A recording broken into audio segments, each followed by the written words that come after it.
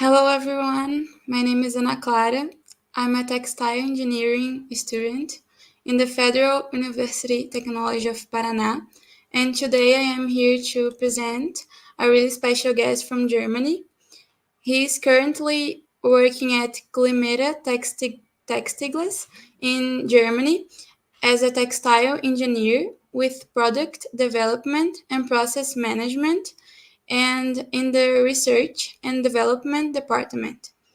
From 2014 to 2018, he studied textile and clothing technology and textile management in the University of Applied Science, Niederrhein.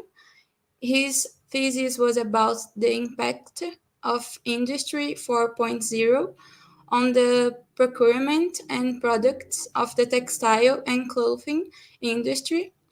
In 2018, he started his master's degree at the University of Minho in Portugal, where he studied abroad for 1 year. His master thesis was about an investigation of the transparency of knitted fabrics. In his journey, he also learned economics and business administration as an industrial management assistant and commercial correspondent. This lecture is about the professional experience of textile engineer in an industry in Germany. Please join me in welcoming Alexander. Thank you very much, and thank you very much for the opportunity to talk a little bit about my experience at Culimeta and the German textile industry. Now I present the short presentation.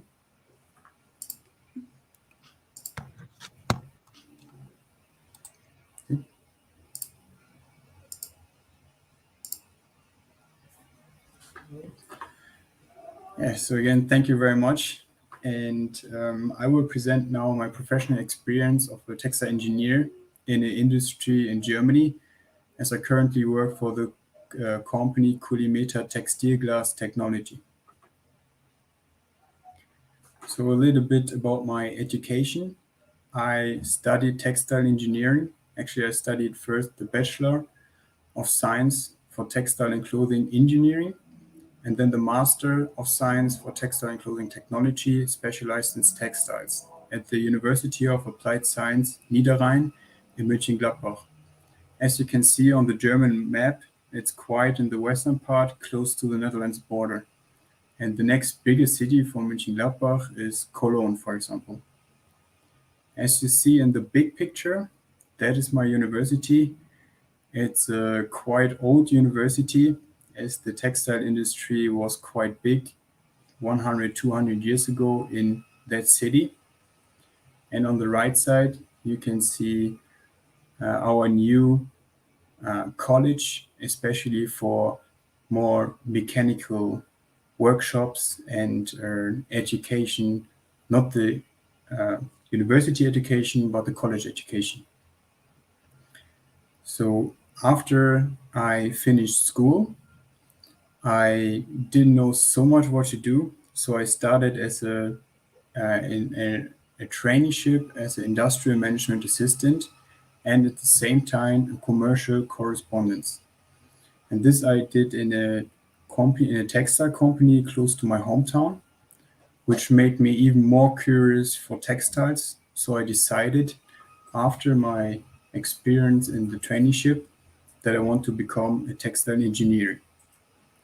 And the biggest university we have in Germany for textile engineering is the University of Applied Science, Hochschule Niederrhein. What we also have, expect of the textile engineering, is we have also a university at the RWTH University of Aachen, in Aachen, which is around 1 hour away from Mönchengladbach.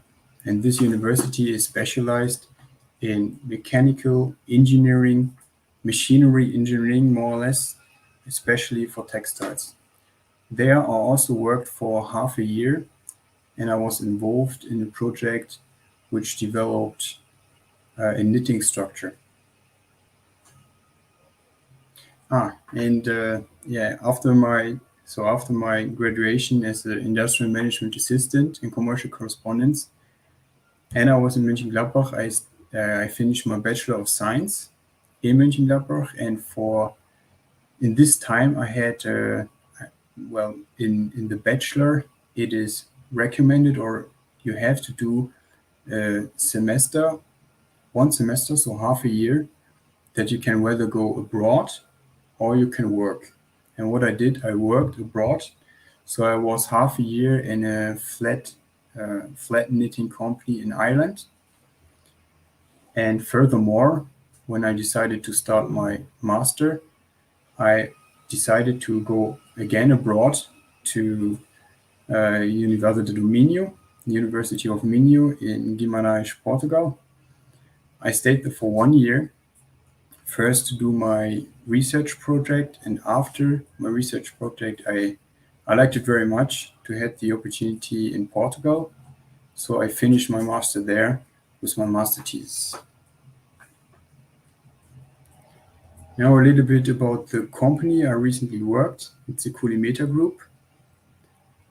And the Culimeta is quite usually middle class company, as it's typical in Germany. So it is led by a family. It's the third generation right now.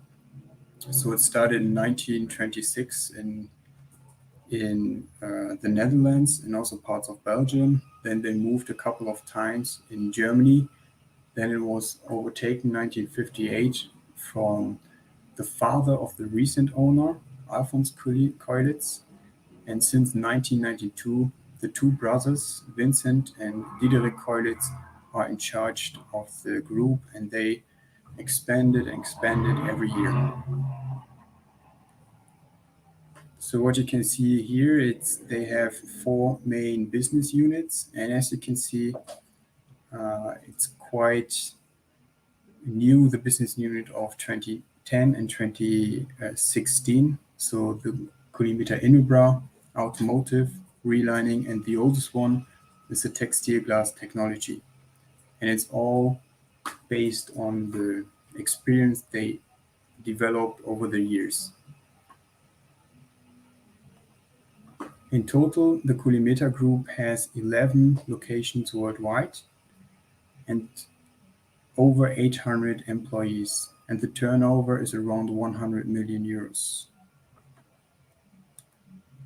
So you can see that is a plant in Bersenbrück in my hometown where I worked, and we have there around 90 employees and 6,000 square meter production space, and the headquarters you can see in the first 2 buildings. The old location is also around, there's the old, so they built the new buildings in 2019. And before that, before this expansion, they had the old factory, which is almost, I think, just 1 block away from that. So Culimeta Textilglas technology, they grew up with the grandfather of the 2 Keulitz brothers.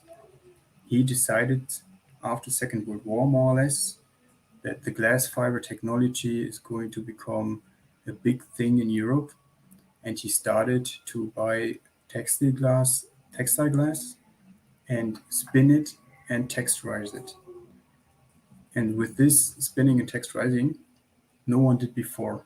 And after a while, it was growing and growing and growing. So right now, 4 plants, 1 in Germany, 1 in Lithuania, and 2 in France, are twisting the glass fibers and texturizing glass fibers. What we also do is we are specialized in very fine yarns, so that you can also sew glass fibers. And the main application for this technology is, as you can see in the second picture, the textile constructions of big tents or camps, because you need a very strength yarn to combine the sheets of the weaving. And in that unit, I was involved, for example, in using the same technologies, but for another material. So some customers ask us specifically that they didn't want to have the glass fibers anymore. They want basalt, which is also a little bit better in the characterization of the thermal regulations, and also it's giving a nice color actually. After that, it sooner or later developed in Bersenbrück, the gaskets unit. So as you can see, when you have an oven or a camin, that you need to seal the mirror, because when you open the window, more or less, and close it again, you have to be sure that nothing of the carbon monoxide is going into your house, of course. So this is why you need a specific gasket, which is first of all flame resistant, which is glass fiber by themselves, and it needs to be a little bit of a scratchy, so that the moving of the window is holding the gasket, is holding the seal, so it always stays where it has to stay, so that the carbon monoxide is not going into the house and outside of the oven. And there I was involved in some projects where the customer is coming to us with a specific application, a new kind of window or a new kind of what the last customer we had, he wanted to make an oven which is 190 degrees turnable, and this you also have to seal that within this moving, because the two metal components, that it first of all that the carbon monoxide is not going through, and second that it's not, because metal of metal, it's scratching, so that you have to make a gasket or a seal which can have these two characterizations of that it's holding apart the two metal, that it's not scratching, and that it's fire resistant, and that nothing is going out of the carbon monoxide. What they also did, which is a quite old product in Bersenbrück, is especially for electronical isolation. So as you can see in the small picture, this is almost in every electronical cabin. So it's really the security thing. So when you have a blackout, or when you have an overload of energy, that the metal part is clicking to the other metal part, that the electricity system is not overloading, because then you could cause the fire or whatever. And this, they have a small piece of a confected glass fiber braided structure, so that it's holding the pin. And what is really special about Culimeta is that they do right from the glass fibers. So we don't produce the glass fibers, of course. There are very big machines and very big companies involved in this. But we buy these glass fibers, we twisting and texturizing in our own plants. So we have all the variety of any kind of twisting, or like the yarn count of every possibility we can use, and also the texturizing. We can put the volume we want into our yarns, and then the further application in braiding, knitting, tape weaving. Knitting, we have flat knitting, we have flat knitting, circular knitting, and a crocket machine. After that, what we also do in Bersenbrück, we can use it. We also have a plan for impregnation and lamination, because glass fibers, as you might know, they are not very strong in the rubbing of the surface.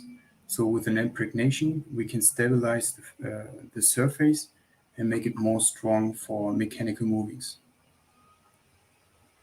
And these are kind of our customers. A big one is Siemens, as you saw, for the electrical security. And also Schmidt's Cargo Bowl is a big customer, and Nexans. Electrolux is also true. And now I want to show you a video of the latest product Culimeta did when I was also involved, because I know the company for almost 4 years now, but I worked for 2 years as a textile engineer in the company. 2 years before, I always worked in my summer holidays in that company to help on this project.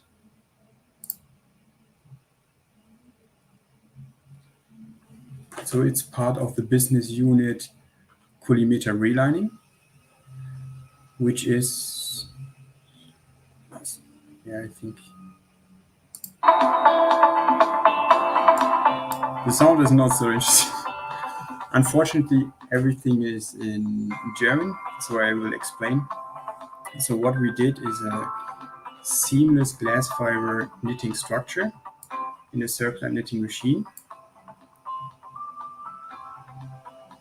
for the trenchless renovation of a broken pipe. So what you can see here is from the house to the main pipe on the street, there is a scratch. It can be caused by too much pressure on the earth, or it can be also caused by the roots of a tree or even by animals.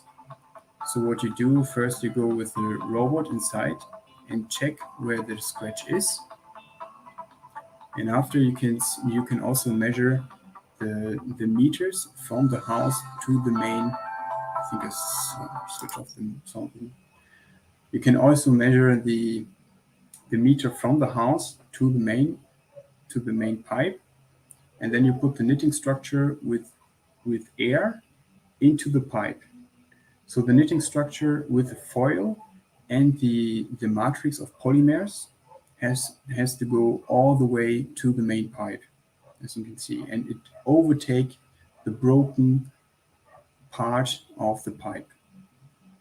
After that, because then it's the matrix, so the resin we have in that, it's still fluid, and with the UV light, we can now stabilize the polymers and make it stiff, so that you have afterwards a pipe in a pipe. See? So it's becoming stiff, and slowly you put out the UV light, and it's going stiff, and so you have a pipe in the pipe, and the broken piece, the broken part of the pipe is overtaken, and it's really pipe in pipe. Even more stronger actually, because it's a glass fiber composite.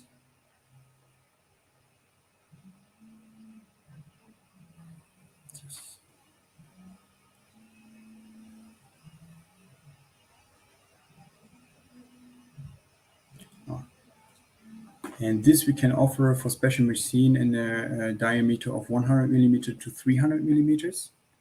And we are also working right now for a diameter of 50 to 70, so that you also can have a relining in the house in the small pipes.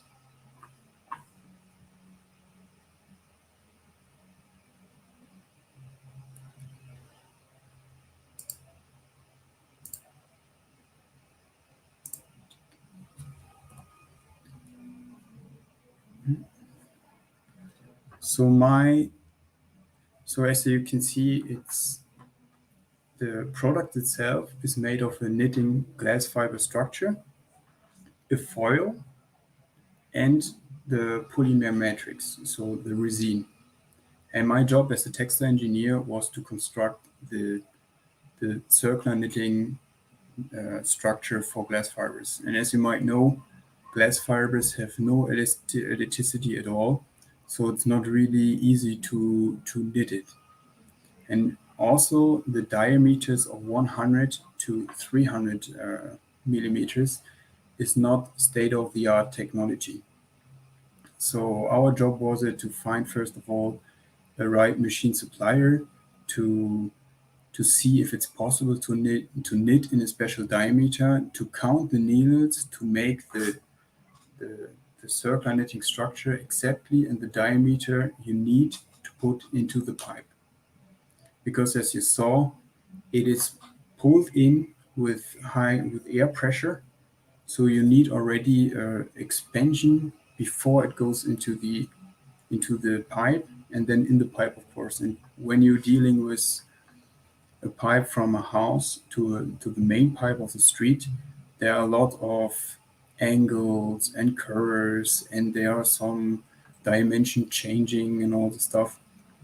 So the knitting structure has the task to get all the draping and all the draping in the pipe, so that really the structure of the relining product is fixing on the pipe.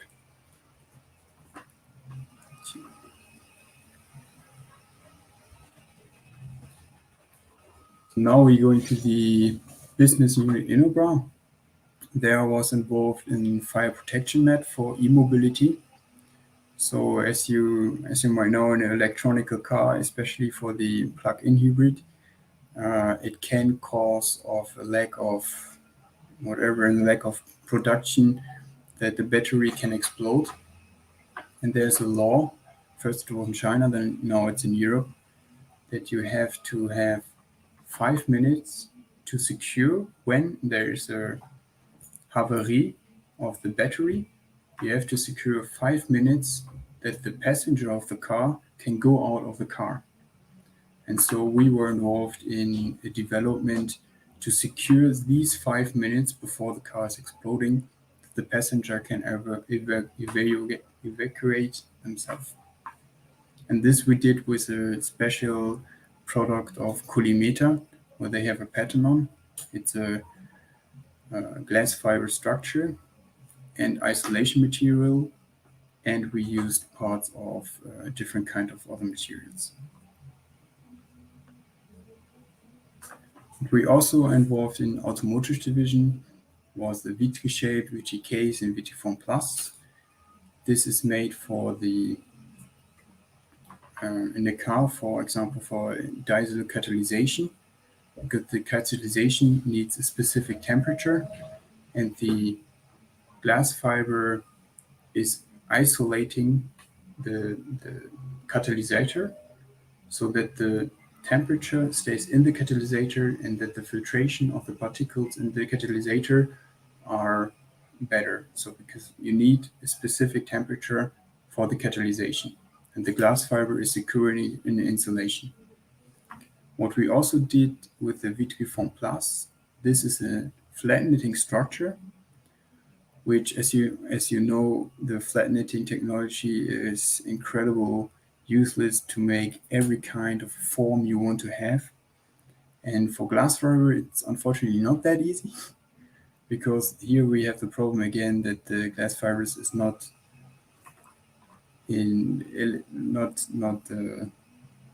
it's not shaping well in the knitting, because we don't have elaboration at all. So what we accomplished is that we can make, for example, holes in the tube of the flat knitting structure with the glass fibers, and fill it with other kind of glass fibers, that we have an isolation which fits 100% in the muffle the customer give us.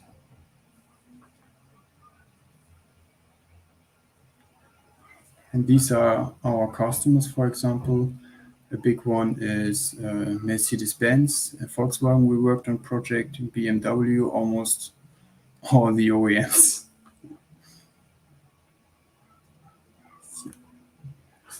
So that was my part at Culimeta. I worked there now for 2 years, and then I received an offer in Denmark from a company which are specialized in upholstery fabrics. And after 2 years at Culimeta, and actually after 4 years, because I worked there also as a working student, I really like the opportunity which is Gabriel giving me now, which is a company located in Aalborg in Denmark. As you see on the map, it's very much in the north and around 6 to 7 hours from my recent work. And they grew in the last 3 years very fast because they specialized themselves into high quality and sustainable fabrics for the furniture industry, especially with polyester recycling and wool recycling from New Zealand. That they also are specific qualities of them are certificated with the cradle to cradle certification. So it's really possible to have the upholstery fabric from a share to put the material which is made with the textile structure to reuse the material and to make a yarn again and to do again a fabric structure which is can used as a upholstery fabric. And this sustainable aim and the creativity which is in that development attracted me very much, so that I decided to go to Gabriel, to Denmark. That's it. Thank you very much.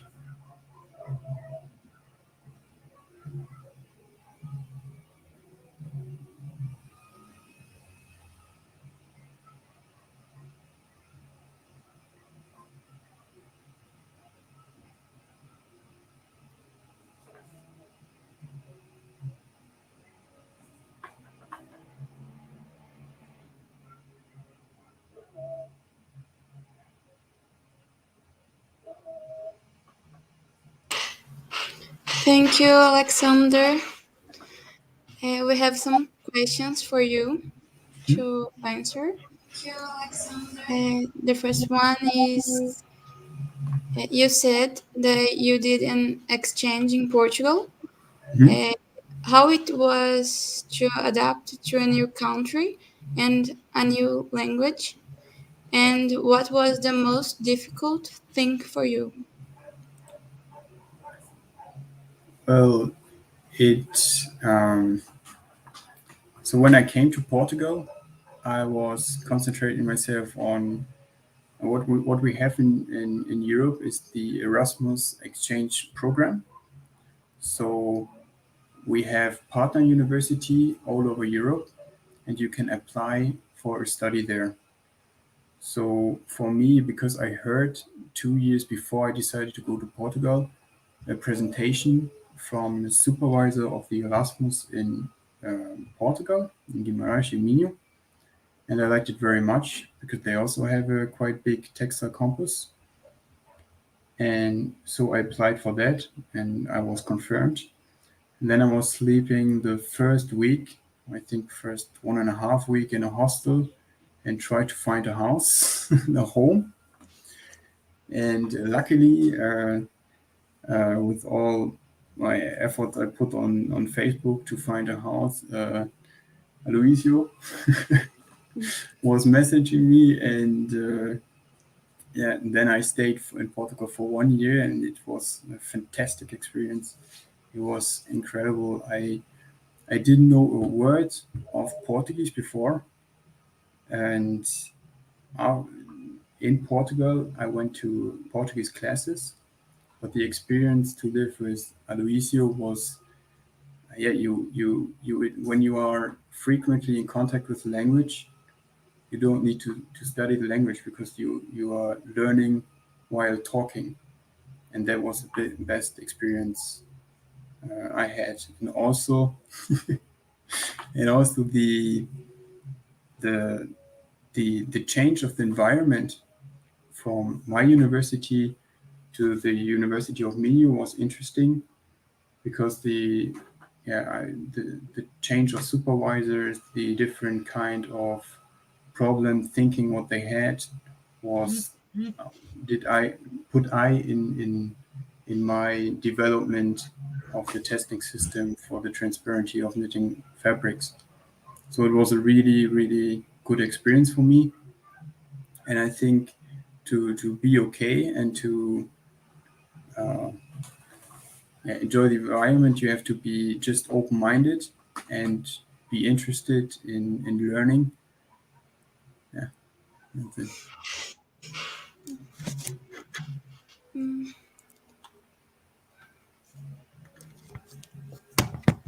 I have a personal question for you. I saw in your curriculum that you are able to speak a lot of languages.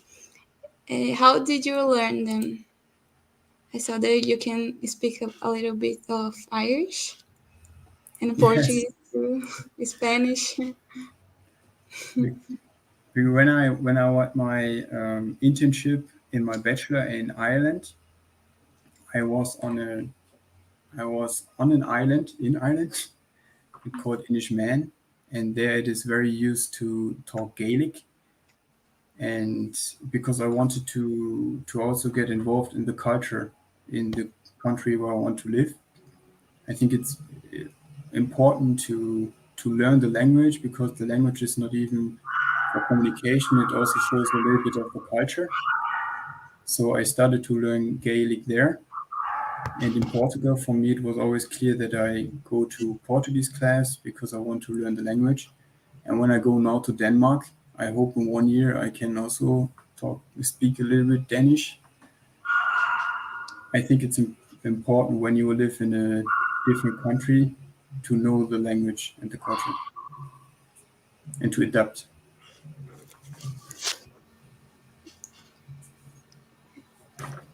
Does your company accept interns from another country?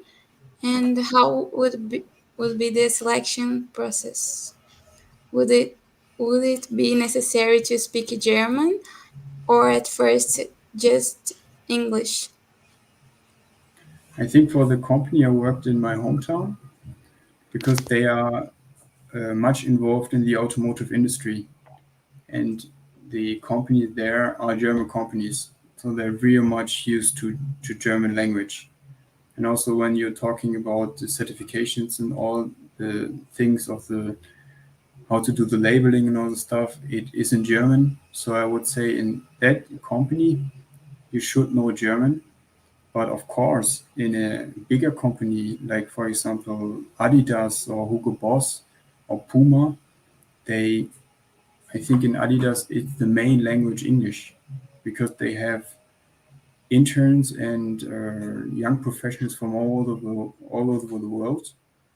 So there it's really the main language. And in my new company in Denmark, because as I said, I cannot speak Danish, not yet.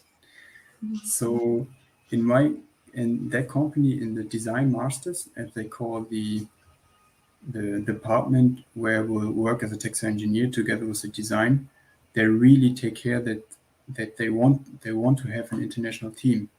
So we have two designer from France. Then we have one from Italy. Our creative director is from Belgium. I will be the German one, and then there's another girl from Germany. So and two Danish. So it's quite an international because when you are in this creative area, I think it's nice to have some different types of education, some different kinds of cultures that they can cooperate with. So I think, for example, the company in Denmark, they would be open, but of course, it would be English.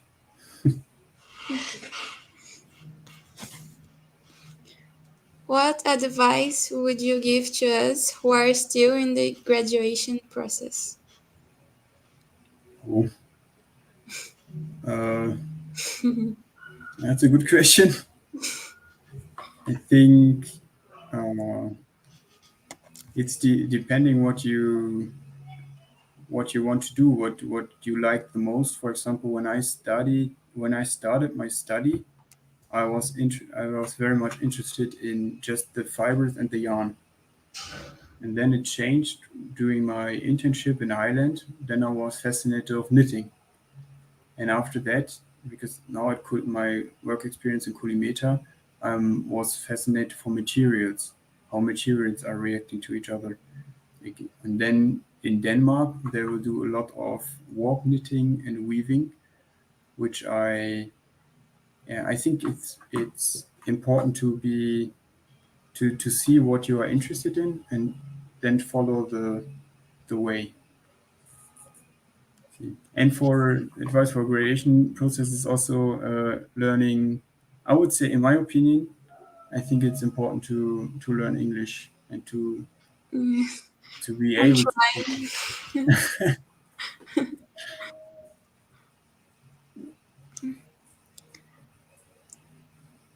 How is the employability index in Germany? Oh, right now, Yeah. I don't know actually, but I think the last time I have the figure in my mind, it's 4% of the people are not employed, like this, or 5 or 6. It's like 4 to 6. I don't know.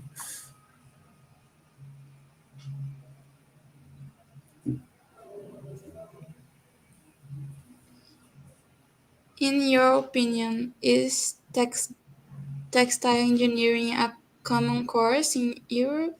No, it's definitely not a common course. It's a very small niche. And for example, when I went to university at the University of Applied Science in Hochschule Niederrhein, we so my bachelor is textile and clothing technology. And after 1.5 years of the main courses in the study, it's splitting between clothing and textile. And 80%, we were at the beginning, we were 350 to 400 students, and 80% of them went to clothing because with clothing and design, they can work for retail companies and all the fashion industry. But specific textile engineering, we were in the end, I think, 30% or something like this. So it's not a common course at all. But I think that is a big chance, actually. Okay, I think this is the questions for now. Alguém tem mais alguma pergunta para fazer? Se quiser, pode fazer no chat que eu falo em português. I'm asking for them if they have other questions.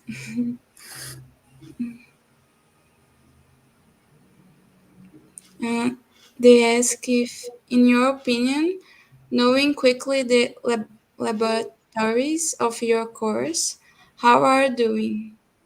How are we doing compared to other universities? Yeah, yesterday I had the great chance to see your university, and I liked it really much. It's bigger than I expected, bigger than I heard. And when I walked through the laboratories, I was impressed that you have so much what you really need to understand the textile.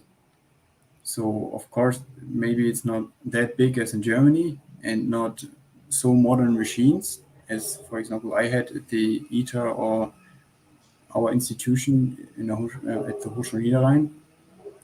But I think for the education of a textile engineer, you have good machines and you have good laboratories to really understand the whole textile chain.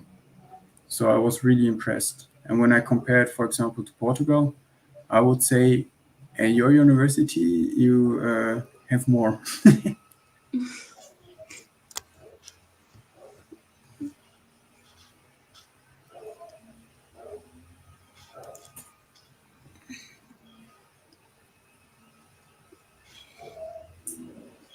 Mais alguma pergunta?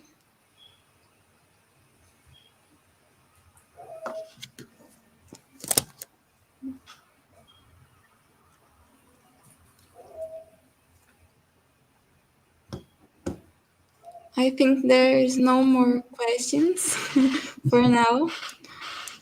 And thank you for coming here and talk to us about your experience. Yeah, I thank you hope very much for inviting me.